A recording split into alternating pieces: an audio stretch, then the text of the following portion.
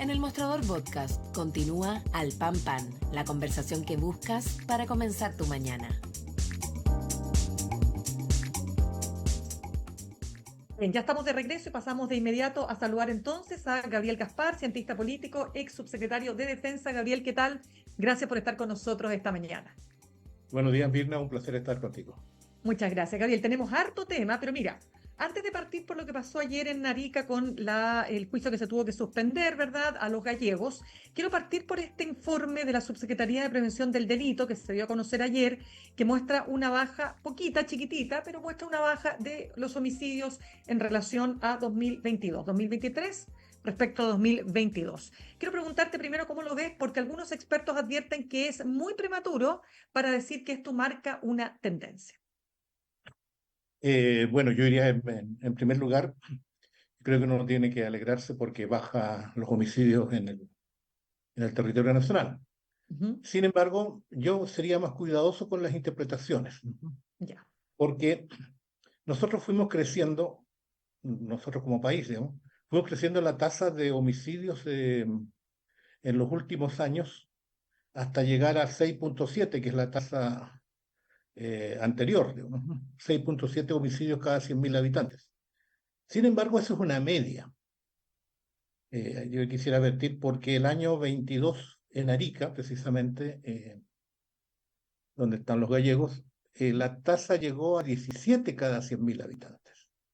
Es casi similar a la tasa de América Latina, que es de 18. Vale decir, en el extremo norte las tasas llegan casi al triple de lo que conocemos en el resto del país. Tomo nota, por eso digo que las medias de repente esconden datos, ¿no? Segundo, lo que tenemos aquí es una información sobre la tasa de homicidios, pero no sobre delitos en general.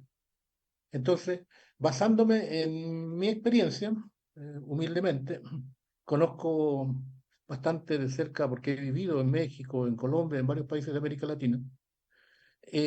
Cuando el delito o una banda organizada penetra en un nuevo territorio, como es el caso de Chile, y que no teníamos estas bandas, lo que primero buscan es controlar el territorio. Vale decir, apoderarse, es decir, en este sitio mando yo, vendo yo, trafico yo, exploto personas yo, etcétera. Y por tanto entran a disputas entre las distintas bandas. Y ahí se produce una alza de asesinatos entre ellos por la disputa de territorio, ¿no? Que fue el caso precisamente del norte. Entonces, ¿qué sucede? Cuando de golpe bajan las tasas, uno puede decir, se impuso el Estado de Derecho, triunfó la ley. Y no, lo que pasa es que se impuso una banda y sobre las demás, y por tanto yo no es necesario ejercer la represión entre ellos, sino que se dedican a su verdadero negocio. Su negocio es extorsionar a la población, apoderarse del manejo de los delitos e establecer su imperio en la zona. Entonces me pregunto, si nosotros cruzáramos la tasa de homicidios que ayer se entrega, con otra tasa que es muy difícil, que es la de las extorsiones, ¿cuánto ha crecido o se ha mantenido o ha disminuido el número de extorsiones en la ciudad? Porque la extorsión empieza generalmente por el pequeño comercio. Las bandas llegan y le ofrecen al señor que tiene la tienda en la esquina, etc. Le dicen, señor, nosotros lo vamos a proteger porque hay mucha gente mala, pero no se preocupe y a cambio de una cuota que tiene que dar. Y con el tiempo esa protección a los negocios se traslada también a las personas. Y van casa por casa diciéndole al señor, a sus hijos, que bien que están estudiando, pero hay mucha gente mala, no se preocupe, nosotros los vamos a cuidar. Entonces al final, el negocio de las bandas es hacer dinero, dinero fácil. Entonces el negocio no es matarse entre ellos, matan para obtener ganancias. Por lo tanto, yo sería cuidadoso con estas cifras y esperaría que se entregaran más antecedentes. Ya, Sobre todo entonces, sí, porque efectivamente tú dices algo muy importante y tiene que ver con que muchos también expertos advierten sobre que esto podría ser un indicio precisamente del asentamiento de las bandas, ¿no es así? O sea, ya nos asentamos, lo hacen además de manera brutal, bestial, que es lo que hemos visto, por ejemplo, con esta banda de los gallegos, ¿no es cierto?, del Tren de Aragua. Bueno, es la manera de operar, ¿verdad? Que generando mucho impacto. Y Temor. ahí quiero mucho temor, exactamente, el temor y el terror que esto genera. Tú dices que tienes la experiencia de México, es decir, tenemos un manual y un libreto que podemos mirar de otros países, ¿no es Por cierto? supuesto, Y que estamos claro, viviendo en nuestro país. correcto. ¿Cuándo partió esto y cuál dirías tú, por favor, Gaspar, qué es la razón que explica que nosotros obviamente no fuéramos impermeables al ingreso de estas bandas de crimen organizado? Bueno, yo diría en primer lugar, esto partió en general con la droga, sobre todo en México por su cercanía con Estados Unidos, y después por la producción de la cocaína, otra droga más potente, más allá de la marihuana, que se da solamente en 3 países de América del Sur, precisamente, que es Bolivia, Perú y Colombia. Que por razones climáticas son las que producen la hoja de coca. Y tú lo señalas bien, Mirna, no solo Chile es el afectado, es toda la ruta que va desde la plantación de coca hasta las calles de Estados Unidos, seamos francos, porque ese es el principal mercado. Con el tiempo también nuestras sociedades se han ido transformando en sociedades de consumo de drogas.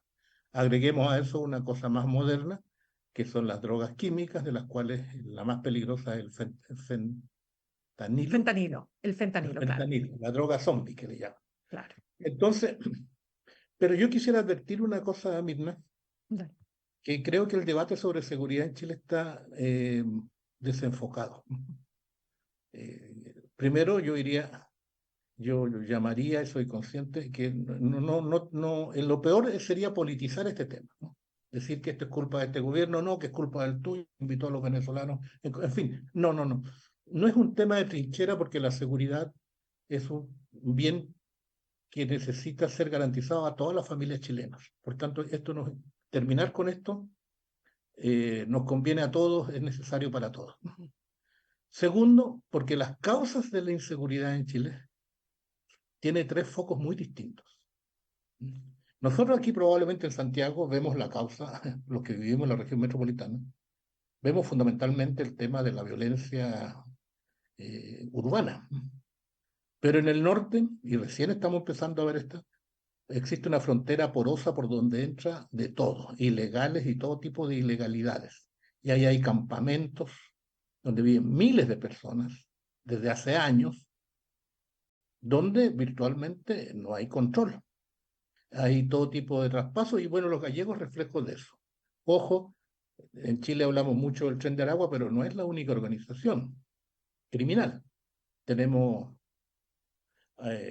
qué sé yo, a los espartanos que vienen de Buenaventura, un puerto al sur de Colombia, tenemos a los pulpos y a los gallegos que vienen del Perú, tenemos a los trinitarios que vienen dominicanos, hay una flora y fauna de organizaciones criminales que también se explican sus peleas.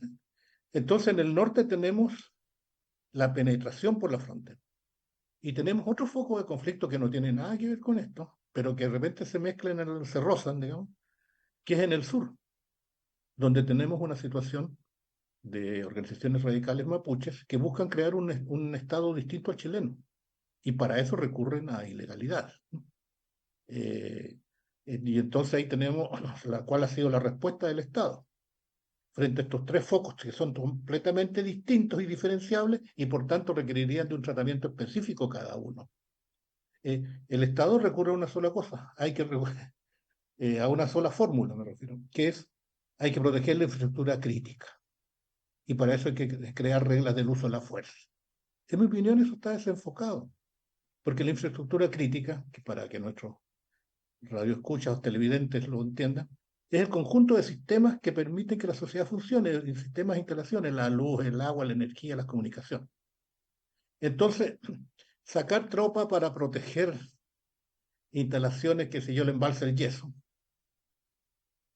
es disparatado, en mi opinión, porque ni el Tren de Aragua, ni los gallegos, ni los pulpos quieren atacar el embalse del yeso, que se quieren apoderar de una parte del territorio para extorsionar a los chilenos que viven allí. Entonces, en mi opinión, lo que tienen en común estos 3 focos es que le disputan al Estado el control del territorio y por tanto lo que corresponde es recuperar el control territorial. Y es una función del Estado a través de sus múltiples agencias, no solo, digamos, de las de la fuerza. De acuerdo, pero lo que entiendo de tus palabras, estamos conversando con Gabriel Gaspar, ex subsecretario de Defensa, cientista político. Gaspar, lo que entiendo de tus palabras entonces es que, a ver, para entender bien, tanto en el sur como en el norte, ¿dirías tú que es un error que se use a las Fuerzas Armadas para proteger infraestructura crítica? ¿Debieran entonces ser utilizadas para otros efectos? O sea, lo que yo estoy diciendo es que en la macrozona sur y en la macrozona norte estamos Ujú. empleando Fuerzas Armadas sin haber definido lo que militarmente se llama el objetivo final deseado. Cuando un Estado decide emplear la fuerza militar, que es la fuerza más letal que tenemos como recurso estatal, esa fuerza tiene que tener quien la dirige, que es el poder político, a través del presidente y el Ministerio de Defensa respectivo, tiene que definir para qué uso esa fuerza, cuánto tiempo la voy a emplear, cómo voy a hacer el balance de los indicadores que me dicen si voy avanzando o no. Entonces, en mi opinión, el objetivo final deseado no está definido ni en la macrozona sur ni en la macrozona norte. Está Pero a ver, definido está definido la presencia. ya, pero ¿qué debería ocurrir entonces según tu Definirla. experiencia? Pero definir qué Definir. cosa, ¿pero qué? O sea, primero yo diría, o sea, el objetivo principal tiene que ser recuperar el control del territorio en todo el país.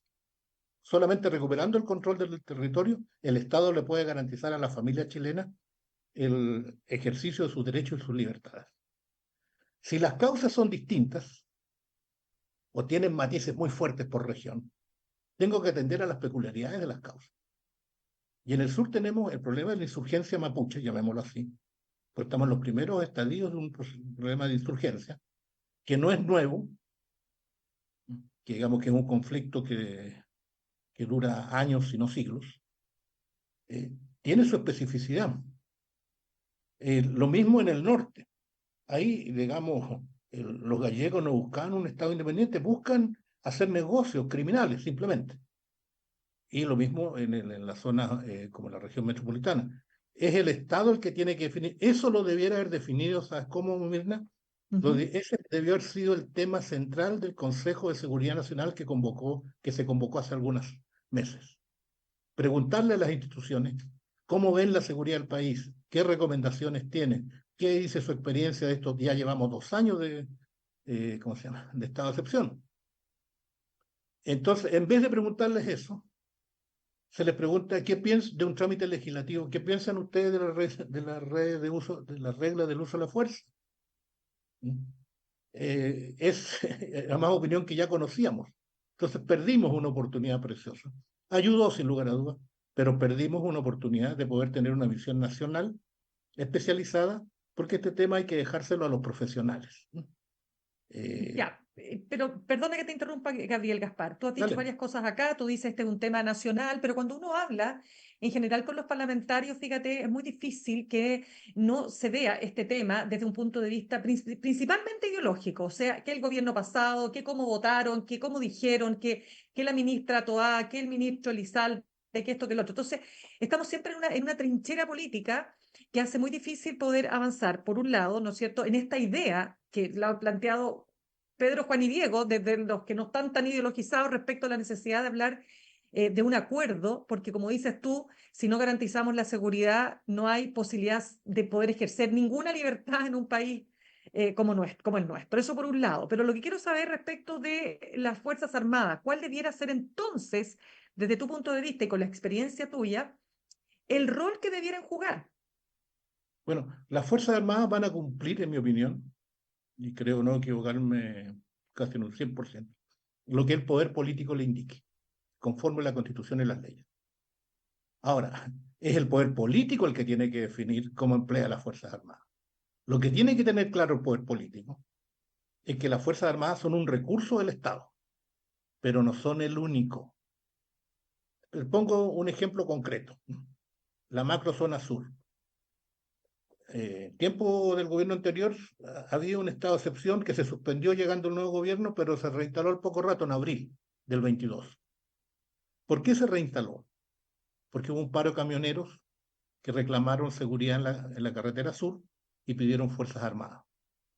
Y ahí Entre medio se buscó, se armó una suerte de estado de excepción raro, que no tenía reglas de uso de la fuerza muy definidas,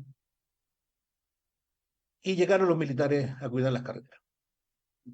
¿Alguien puede pensar, Mirna, que el conflicto de la Araucanía se resuelve militarizando la carretera sur?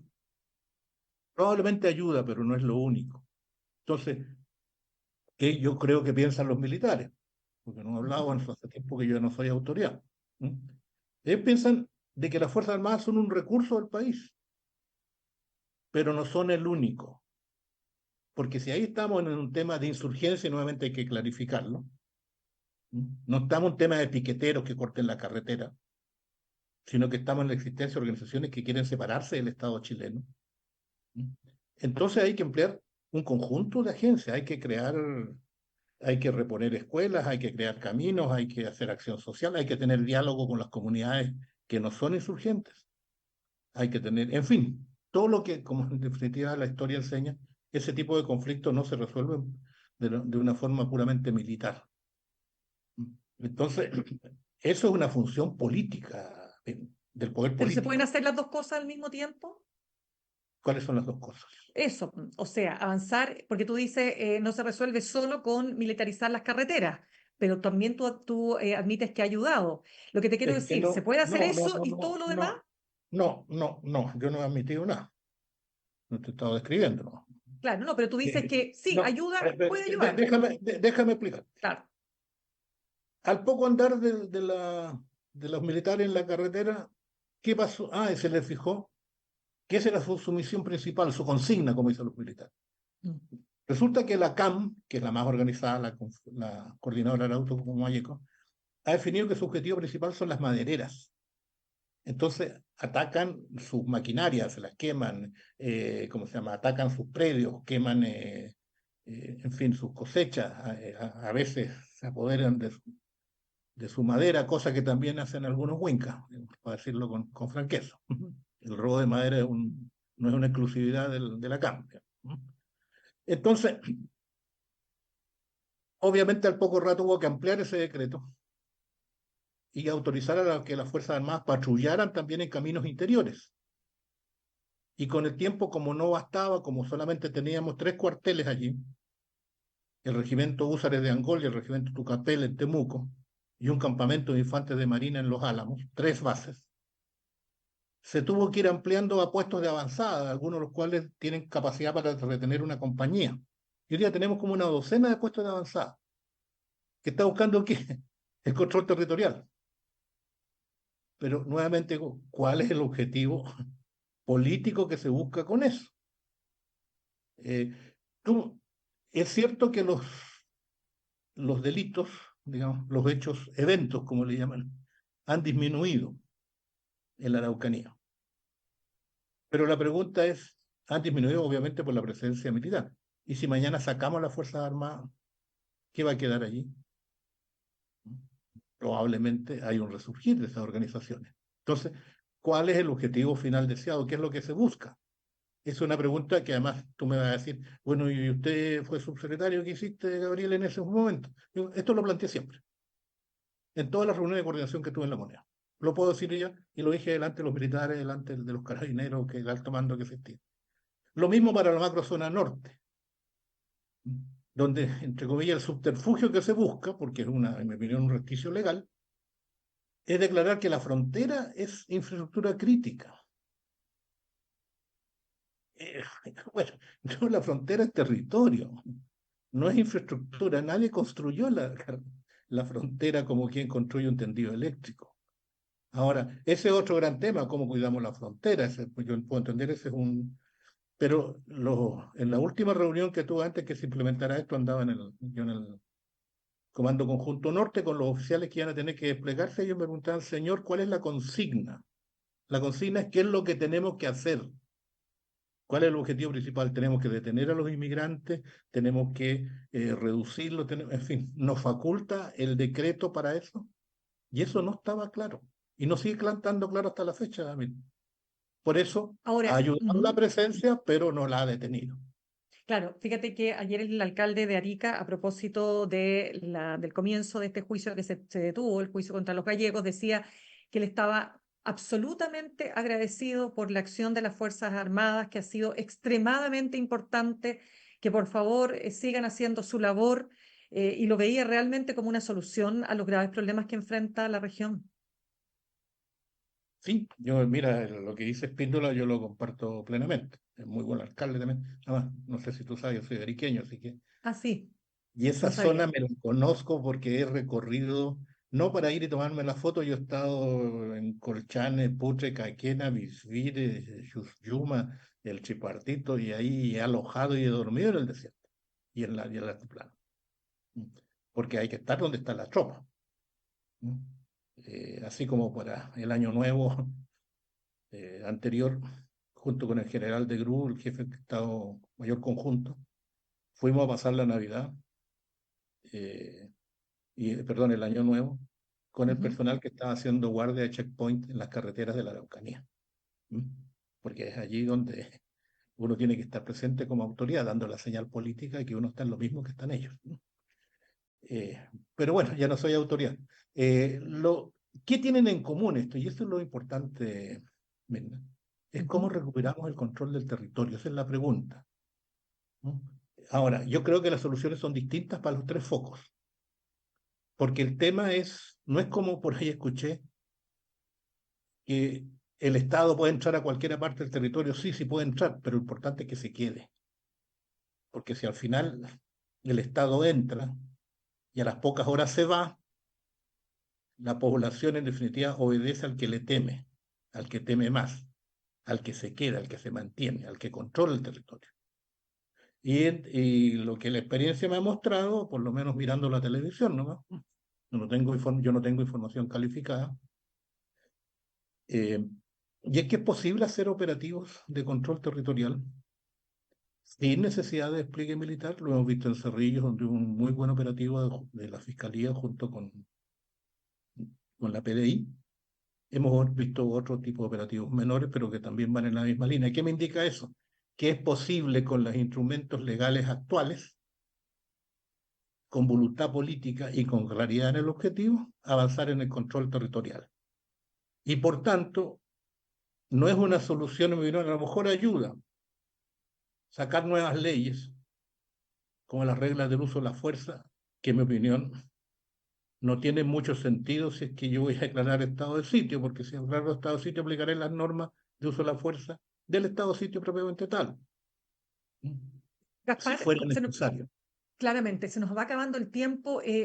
Por supuesto que quiero preguntarte algo, es que no quiero dejar pasar el tema de las Fuerzas Armadas solamente porque se ha planteado también, algunos dicen, en contexto electoral, ¿no es cierto?, que no solo protejan infraestructura crítica.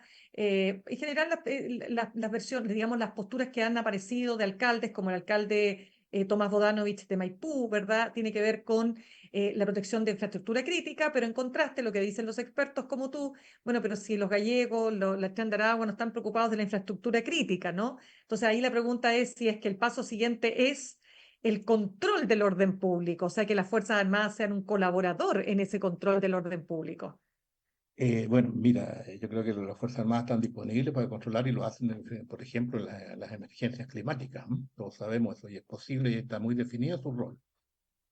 El problema es que eh, las Fuerzas Armadas que nosotros tenemos hoy día, las que construimos en democracia en estos 30 años que según algunos no se hizo nada. Tratamos de construir una doctrina de defensa en democracia, a diferencia de la doctrina de seguridad nacional, digamos, de Guerra Fría que conocimos hasta el 90.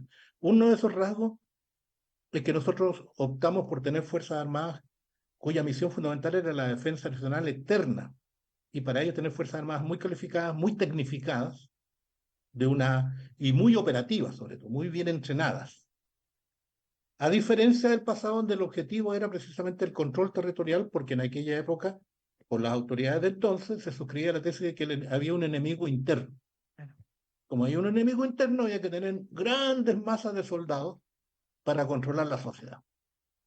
Eso, con democracia, cambió el mundo, acabó la Guerra Fría, y nosotros construimos unas Fuerzas Armadas que son bastante modernas, casi profesionales. Yo diría que arriba de un 80% del personal de la Fuerza Armada es profesional, y por tanto que tiene una calificación y una expertise que tiene que estar constantemente entrenándola. Por eso tiene toda la razón el general Iturriaga cuando le preguntan, dice, bueno, si nos dan nuevas tareas las vamos a asumir, nada más que eso nos aleja de nuestro rol principal. Pongo un ejemplo extremo. Un piloto, si no vuela determinado número de horas al mes, pone en riesgo, digamos, su ejercicio y sobre todo la eficiencia de su ejercicio. Tiene que estar volando con algún mínimo constante. Eso vale para los conductores, vale para todos los tipos de equipos técnicos que hoy día tenemos. No tenemos un ejército de ocupación. Tenemos unas Fuerzas Armadas que están preocupadas de la disuasión, ¿cierto? En el caso que fuese necesario, está bien entrenadas y bien equipadas para ello. Entonces, yo entiendo que las autoridades políticas, tanto las nacionales como las locales, estén preocupadas. Hay que escucharlas, así como hay que escuchar a los profesionales, a las policías y a los militares. ¿Qué harían ustedes? ¿Qué sugieren? También hay que escuchar a las autoridades locales, a los alcaldes y los gobernadores. Porque la pregunta es, si nosotros declarásemos la protección de la infraestructura crítica, la aprobásemos, saliera la ley, que además los proyectos son muy malos, me ha tocado opinar sobre esos proyectos de inteligencia, el proyecto de crear nuevos ministerios, son muy complicados, son lentos, son demorosos, son confusos sus conceptos. Sí, pero último aplicáramos todo eso, ¿qué haríamos? ¿Tendríamos que desplegar fuerzas en la infraestructura crítica? ¿O hacer como en el sur, decir que las madereras son infraestructura crítica, pero eso hay que darle protección militar?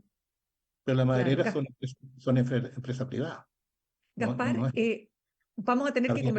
vamos a tener que seguir conversando de este tema porque da para mucho, pero no quiero dejar tampoco de preguntarte, porque tú estuviste, así como José Antonio Cast, fue a visitar las cárceles de Bukele. Entiendo que tú también lo hiciste, ¿es Sí, por así? supuesto. Sí. ¿Por qué? Primero, No, a ver, perdón. Yo no fui a visitar las cárceles. Yo estuve en El Salvador, ya, que conozco hace décadas. Entre otras ya, cosas, como parte del directorio de una fundación, Héctor Oquelí, que es un líder ya, socialdemócrata que fue asesinado durante la guerra. Y perfecto, pude pero tuviste mirar que... el proceso, pude mirar es- cómo el Estado salvadoreño recuperó el control territorial. Esa parte me interesó mucho. ya, Y, pero... eh, ujú. dime. No, es que te quiero preguntar porque la última encuesta CADEM mostraba cuán bien percibe la población en Chile figuras como Bukele, ¿verdad? O como Milei en el caso de Argentina, pero sobre todo porque, mira lo que decía José Antonio Caz, pero si lo importante es que la gente recuperó la calma, recuperó la tranquilidad. El resto de si se está operando al margen o no del Estado de Derecho, o si no, si se respetan o no los derechos fundamentales, parece ser secundario, ¿no? La gente está contenta y feliz y ahí está el apoyo que tiene Bukele. ¿Cuál es el riesgo que eso tiene y cómo ves finalmente lo que, y ojo, repliquémoslo a Ecuador? O sea, la misma es, y esto va teniendo adherencia en la Sí, población porque la población está no, desesperada. pero en Ecuador desgraciadamente parece que no está resultando. Pero por eso te pregunto, a ver, veamos A los ver, dos pero mira, ejemplos y primera, podemos hacer, más que opinar las legítimas opiniones que puedan tener otros, te digo cuál es mi sí, opinión. por favor. Que El Salvador, en el periodo de la posguerra, eh, se cometió un error por parte de todos, sin querer queriendo, como diría el Chavo. Y es que, como todos querían terminar la violencia, se redujo al máximo la fuerza militar, de 80.000 hombres pasó a 10.000. Se desarmó el frente de Farabundo Martí, que era otro ejército que controlaba un tercio del país también, y se entregaron las armas y se pacificó. Y se creó una nueva Policía Nacional Civil, que el ejército pasó a ser una fuerza muy chiquita de menos de 10.000 hombres, para un país de 6 millones de habitantes. ¿Qué se creó con eso? Se creó un vacío de Estado, porque en vastas zonas donde no había Estado, o el Estado salvadoreño clásico no estaba, o tampoco estaba el FMLN que también ponía orden en su... Y ahí surgieron las maras, sobre todo en la ciudad.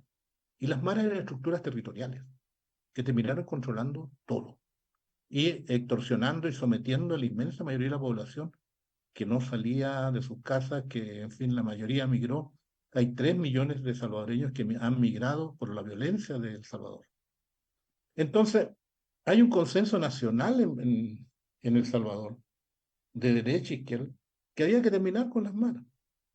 En eso han estado los últimos gobiernos, nada más que no habían tenido la posibilidad de dar el golpe que dieron y que lograron que en un tiempo relativamente breve, fuera copado el territorio por las fuerzas del Estado.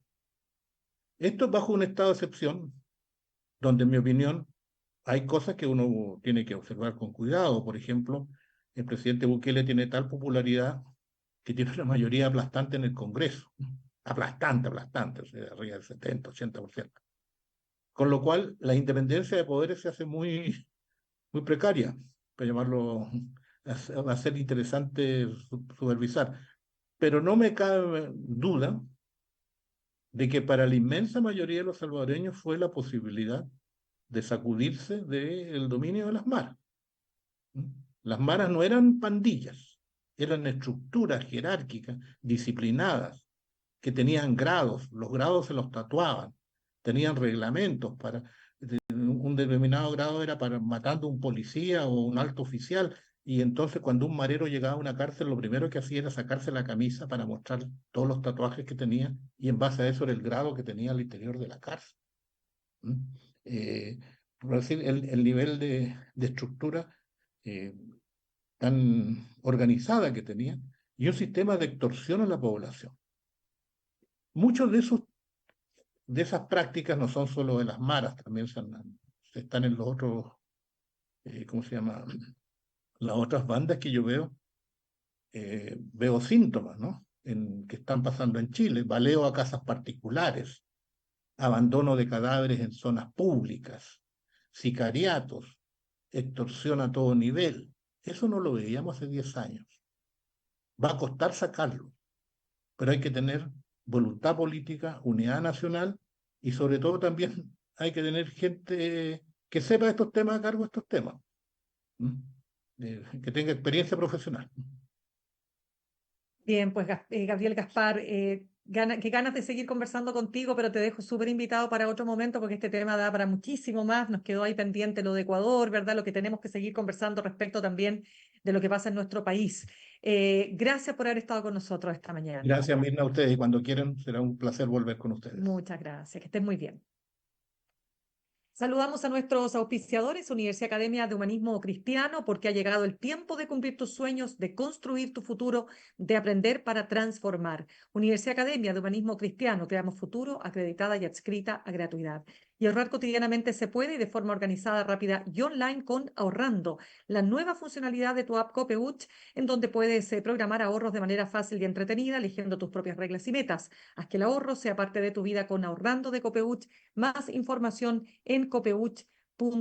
Y para un análisis profundo y descubrir los secretos de la política, súmate a nuestra comunidad Más Política, la apuesta del mostrador para quienes piensan que la política es indispensable para mejorar nuestra democracia. Inscríbete en la sección newsletter del mostrador.cl. Me despido, los dejo con Fran Castillo, juntos y revueltos. Nos reencontramos mañana aquí en el mostrador.cl a las 8 en punto. Que estén muy bien.